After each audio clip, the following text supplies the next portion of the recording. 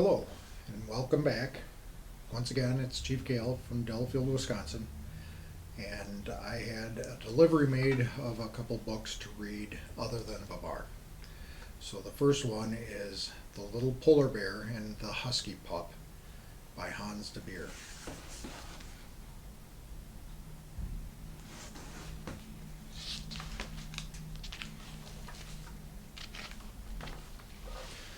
Lars, the little polar bear, lived at the North Pole, where there were no trees or flowers, just ice and snow. Lars didn't mind. He loved to go for long walks across the ice, always wondering what he might find behind the next snow hill. One day, Lars walked even further than usual, and he was very hungry. He lifted his nose and sniffed. There was a delicious smell in the air, but he didn't know what it was. There's Lars walking and sniffing.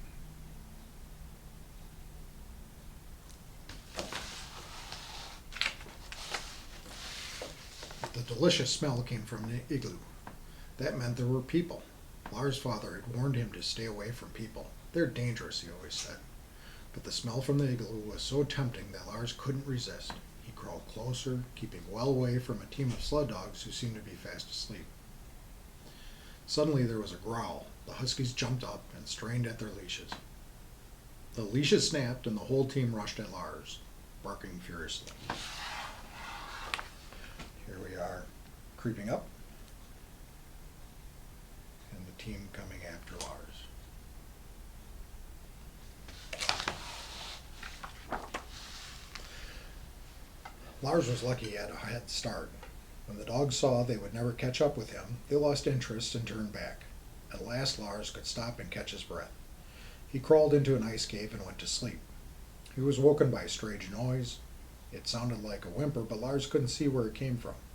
He walked over to a deep crack in the ice and peered down. There sat a sad little husky. Although the other dogs had given him a fright, he felt sorry for this little one.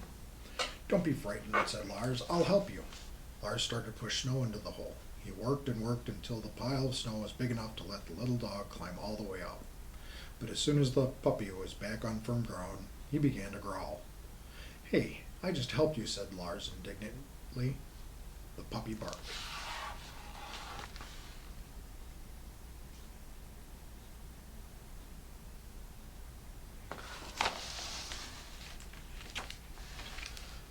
How ungrateful, thought Lars. He turned away in disgust and bounded off toward the sea. The little dog ran after him. Lars ran across the chunks of ice until he had left the puppy far behind. The puppy sat down on a drifting piece of ice and howled pitifully. "I would gladly help," Lars shouted to the puppy, "but I don't want to be growled at." The little dog looked embarrassed. "I won't growl," he said. "I promise. Please don't leave me."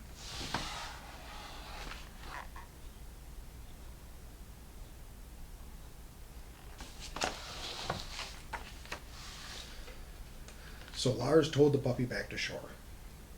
"What's your name?" he asked. "Mine's Lars.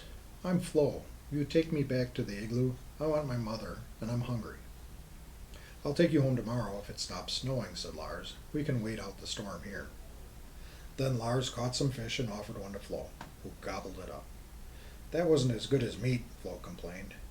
"You'll have meat again soon," said Lars. He shoveled snow into a pile and they lay down to sleep behind it, sheltered from the icy wind. So there's Lars pulling in the puppy, and they're sharing a meal.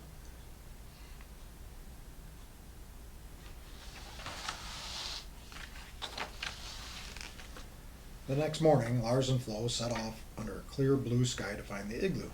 But when they got there, the dogs had gone. The snow had covered their tracks. "I want my mother," wailed Flo. Then he began to howl, louder than ever. This time Lars understood why. He tried to comfort the little dog. "We'll find her," he said. "Tell me which way you are heading." "To the town by the sea where lots of people live." "Oh yes, I know it. Let's go." There is Flo howling because everyone is gone, and there they're off.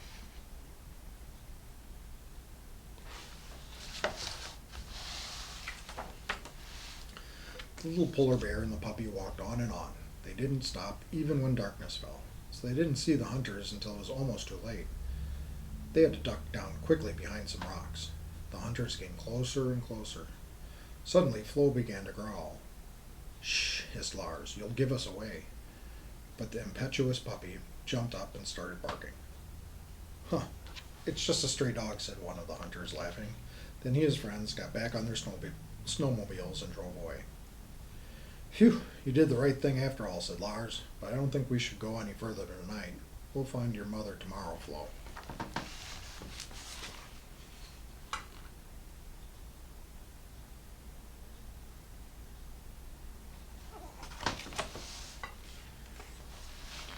In the morning, they walked to the sea.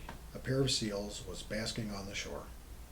Flo charged at them, barking excitedly. "Stop, Flo, leave them alone," shouted Lars as the seals fled into the water.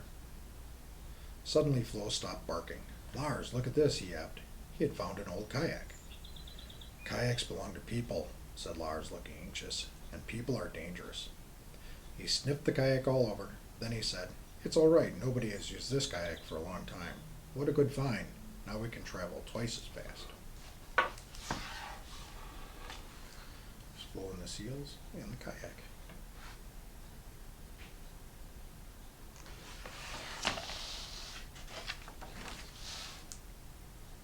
"Paddling a kayak isn't as easy as it looks," said Lars, as they wobbled across the water. "Never mind," said Flo. "I think we're nearly there. Tonight we'll have meat for supper. Hooray!" "Listen," said Lars sternly. "You're not to run off after meat. You must stay close to me." In the twilight, as the kayak slipped silently towards the town, they both began to feel nervous. "Don't make a sound, Flo," whispered Lars, and for once Flo kept his mouth shut tight.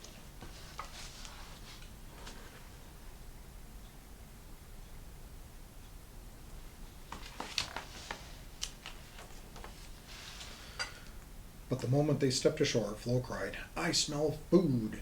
And before Lars could stop him, he was gone. What was Lars to do? As he stood wondering, he heard a shout, "Stop, thief!" And Flo ran past him with a funny chain hanging from his mouth. Lars ran after him. When they were at a safe distance from the town, Flo stopped and laid the funny chain at Lars's feet. "That smells good," said Lars. "Just wait till you taste it," said Flo. "It's not like fish at all." But the more Flo ate, the sadder he seemed to be. "Will I ever find my mother?" he said mournfully. Then he lifted his little head and gave a desperate howl. There he goes again, thought Lars. What could he do to keep the reckless little creature quiet? Down here we're running with the sausages, and Flo's howling.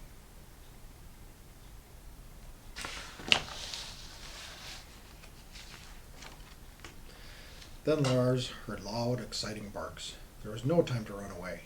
Suddenly he was surrounded by dogs, but they didn't hurt him. One of them was Flo's mother. She had heard her puppy howling and rushed to find him. Flo told his mother how Lars had found him and brought him to the town. "Thank you, Lars. Now you must let us take you home," she said. The two friends hopped onto the dog sled and were whisked away. "This is more fun than kayaking," said Lars happily.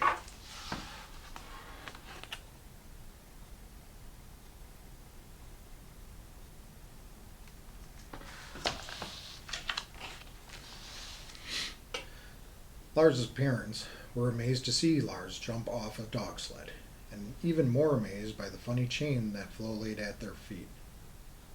"Here's something that tastes much better than fish," he told them. Then he turned to Lars and said, "I want you to have my collar. It will help you remember me." The dog team barked a farewell and sped away. As Flo's sled disappeared over the horizon, Lars put down the collar, raised his head, and howled.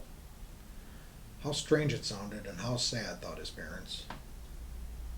After that, Lars was often seen with a smile on his face and a bright red collar around his neck.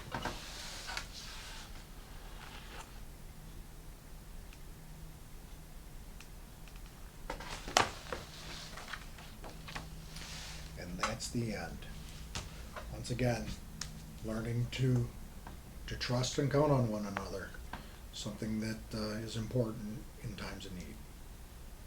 So I hope you enjoyed this, and I'll try to get another recording done So, thank you.